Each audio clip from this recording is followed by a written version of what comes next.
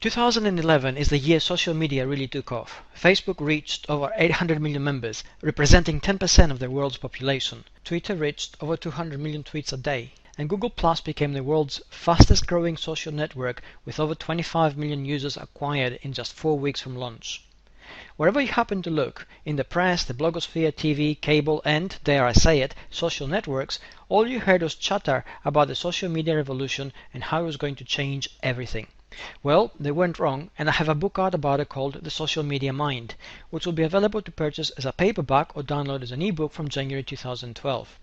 Before we even get to that, however, it's fair to say that when you have that much noise being generated around a single practice, and so many people and different brands adopting it, you're more than likely to have what we affectionately call teething problems. And boy, did we get some in 2011. In compiling this short list, I had to sift through scores and scores of incidents in my files, and while the ones I included here are by no means definitive, they're certainly defining because they represent moments when something momentous happened, when a milestone moment was reached. So, without further ado, and in reverse order, let the countdown begin. 10. At number 10, we have New Media Strategies, a social media marketing company, as the name suggests, which when hired by Chrysler to launch an imported from Detroit campaign alongside a Super Bowl ad, managed to lose everything in a single moment when one of their employees involved in the account tweeted the F word from Chrysler's official Twitter account alongside a derogatory remark about Detroit itself. The result, it cost the employee his job, and New Media Strategies lost a lucrative contract when Chrysler pulled the deal. Defining moment, it drove the point home that social media has an impact, that a single tweet really does matter, and that managing social media was a real challenge. 9. At number 9, we have Quickster.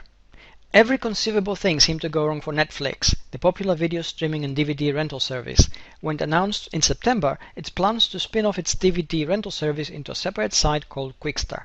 The company failed to check if the Twitter handle Quickster was available. In this case, it wasn't. It belonged to a pot-smoking, sexist, foul-mouthed student by the name of Jason Castillo, who enjoyed his newfound celebrity in a series of tweets which only fueled the online bonfire Netflix found itself in.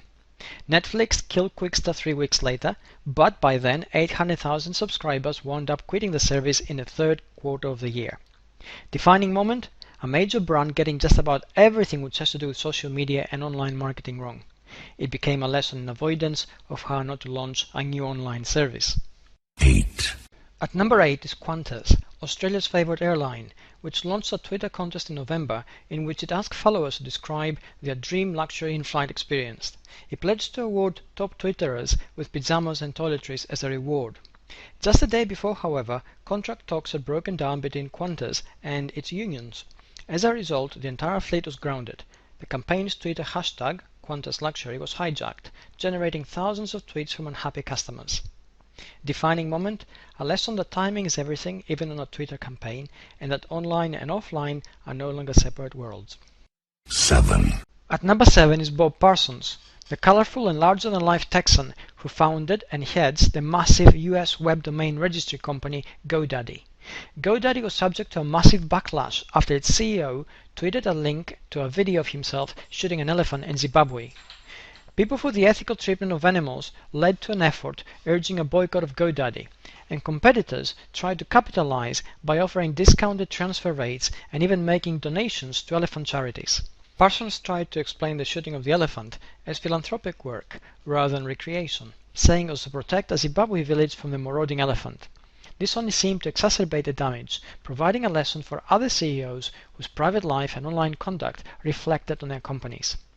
Defining moment, it taught us that a CEO's personal life is never private, and that when it comes to posting something online, you had better consider all the angles. 6. At number 6 is Unilever, whose tomato sauce ragu earned the wrath of fathers everywhere after the company created and tweeted about a series of videos of mothers sounding off on the hopelessness of their husbands in the kitchen. In the time-honored tradition of the PR team hoping for a hit, tweets were sent to prominent bloggers in the expectation that this would go viral. It did, though not quite in the way the company had expected.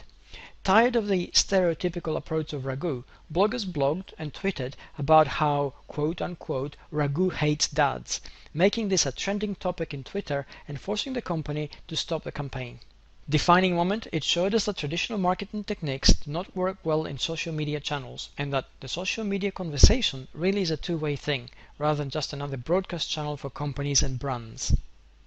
5. At number 5 is Kenneth Cole's shoes. The retailer stirred up trouble when he tried to ride the coattails of the Arab Spring social media phenomenon with a tweet: "Millions are in uproar in Cairo. Rumor is they heard a new spring collection is now available online." The backlash was as large as it was immediate, forcing the prompt apology which came from the company. Defining moment, we know that social media is commercial only by association. If you use it, you have to display empathy and sensitivity to what is going on in the world around you. 4. At number 4 is Anthony Weiner, whose unfortunate surname prompted the headlines Weinergate and launched considerably more than 1,000 tweets. When a photo of a part of his anatomy which sounds very similar to his surname was tweeted from his account to a Seattle woman in May, Anthony Weiner first denied it, and then he insisted it had been hacked. The scrutiny, however, continued, and the powerful New York congressman, who, it must be noted, had been considered a front-runner for the 2013 New York City mayoral election, was forced to admit that yes, he had sent the photo himself. As a result, he had to resign from the House of Representatives after 12 years in office. Defining moment? This was the moment social media drove the issue home about there being almost nothing private online. It became a defining moment in US politics, with a powerful congressman admitting all too human transgressions and stepping down from office. It helps to remember here that Weiner, for all his attempts to cover it up, had not indulged in any physical contact of any kind. Nevertheless, the power and reach of social media had become sufficient to paint a less than savory picture of himself, which had not been improved by his attempts to cover it up. 3. At number 3, Virgin America. Being the American wing of a UK company which to some extent invented social media marketing, the social media storm that blew around Virgin America is totally unexpected. When the company changed its booking system, there were considerable problems with flight cancellations, bookings, and even flight crews turning up late for work. As a predictable Twitter storm blew up, a vice president of corporate communications at Virgin America claimed that customers and staff were happy with the change and that the company was only experiencing minimal problems with a smooth transition. Furthermore, another company spokesman denied that there were any problems with the booking system. The result was that Virgin America's brand was badly damaged, resulting in customer losses at a time when flight companies struggled to break even. Defining moment? This particular social media disaster is at number 3, not just for its scale and reach, but also for the fact that it happened to a company that is seemingly well versed in social media marketing. A reminder, if any were needed, that it takes constant dedication to excel in the new social media marketing world, and that a momentary lapse is all it takes to undo what has been built. 2. There are only 2 slots left in the top 10 social media disasters of 2011, and it really is a toss-up between 2 top contenders. After some deliberation, the number 2 slot goes to PayPal.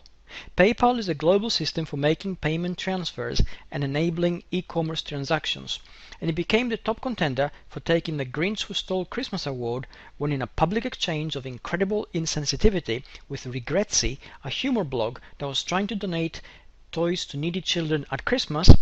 It announced that the PayPal definition of a good cause was making a donation to kittens but not to poor people. It then asked the blogger to close down the charity drive and, for good measure, froze her accounts but kept the commission charged. You can imagine the social media storm that blew up. PayPal's Facebook page started getting complaints at the rate of 1,000 a minute. When PayPal committed the cardinal sin of deleting some of them, the social media storm spilled over on Twitter and then on Google+. The result was a PayPal backtracked within 24 hours. It allowed the blogger to run her charity and even made a donation themselves. Defining moment? This is the clearest signal yet that the business landscape is changing, and that thanks to social media, no company can hide behind corporate anonymity anymore. 1. And finally we get to number 1. The number 1 slot has to go to BlackBerry. Owned by RIM, the Canada-based company which pretty much started the smartphone revolution and which until recently held 25% of the global smartphone market, in 2011 BlackBerry managed to shoot itself in the foot in the most spectacular way possible. With its famous and crucial email push service down, BlackBerry, a company that should get social media, displayed the sensitivity and acumen of a dinosaur on its way out. Its Twitter service, for instance, came online only at Canada time. Its Twitter teams were oblivious to the service issue. No one in the company knew how to respond, and when a response did come, it was in the form of an announcement informing BlackBerry owners that a press release was imminent. With tweets along the lines of, "From iPhone users, we told you so," reaching a crescendo, eventually BlackBerry wheeled out co-CEO Mike Lazaridis. For those who don't know him, Lazaridis is the man who walked out of a BBC Click interview on the grounds that it was unfair because he was asking too many questions on the BlackBerry service and the issues it was facing in the Middle East market. In his YouTube apology of the current crisis, Lazaridis managed to never once say the word sorry, or even suggest a time when the BlackBerry email service would be restored. The result: the UK, BlackBerry's largest market, is shrinking. BlackBerry is facing a class action lawsuit from US and Canadian users of its service who suffered the outage. And it appears that with its stock valued at less than a third of what it was 6 months ago, BlackBerry is on its way to becoming an interesting footnote in the history of smartphone companies. Defining point? This was the moment a global company with global market share, but a market that really stood on a knife edge, failed to grasp what was really required, and social media contact became instrumental in its own eventual failure.